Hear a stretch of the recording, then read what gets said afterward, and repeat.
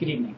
My name is Jesse, and before I get started, I'd like to thank everyone for this opportunity to speak in memory of Mike, who, as some of you know, passed away 10 years ago today. Now, I know some of you know Mike better than I did. I was his karate student as a kid, and I was only 12 years old at the time that he passed away. But for those of you who don't know Mike, just real quickly, he was a college student in his early 20s.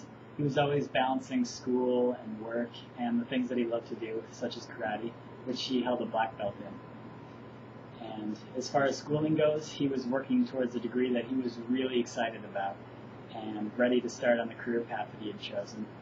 When he wasn't studying, he was working for a restaurant that was famous for their barbecued ribs, and they also had a catering service, which is actually what Mike did. So that entitled him to use the company van, which was bright pink, painted like a pig, and probably the most hideous thing you'd ever see in your entire life. But even despite the fact that he had all the school and work to take care of, he still managed to find the time to be a karate instructor for the local youth karate program. And that's where I knew Mike from. Now, when I was preparing this speech, the first thing that came to mind when I was thinking about Mike was what a great teacher he was.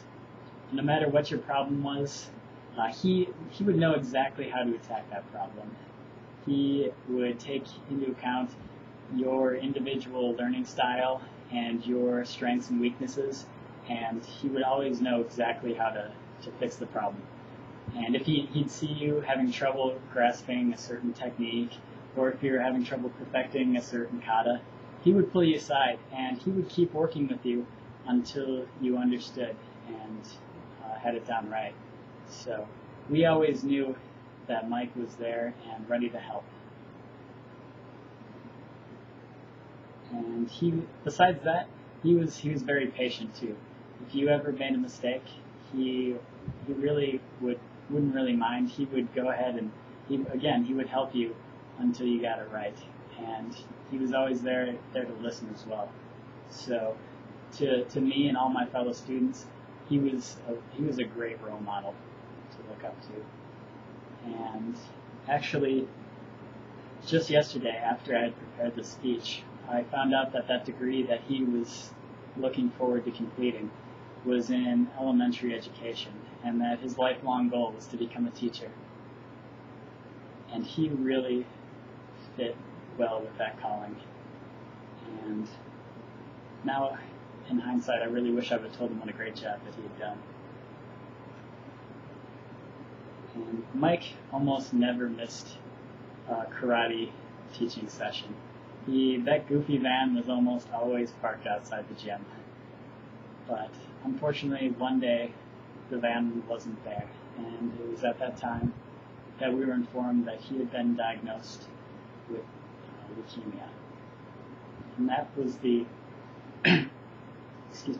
that was the beginning of a year-long struggle for his life. And each week we would be informed of his condition and how he was doing, how he was holding up. And over that year there was a lot of ups and downs. But what impressed us all was the fact that he maintained a positive attitude through everything. And he fought hard and he never gave up, no matter how grim it looked. And I think what really showed his level of hope was when he and his high school sweetheart, Michelle, who had been dating for 6 years, got married in August of 1999, despite his illness. They weren't ready to let that get in the way of their happiness. But tragically, only 2 months after their marriage, and only days after he turned 23 years old, Mike passed away. And he maintained that positive outlook right to the very end. He didn't give up. And I will never forget Mike's unwavering positive attitude and his hopeful outlook on life. It truly inspired everyone that he knew. And he was also an amazing teacher, mentor, friend, and role model who, to this day, I still look up to. And I really hope that he knows that he's the best teacher that I've ever had the honor of studying under. Thank you for your time.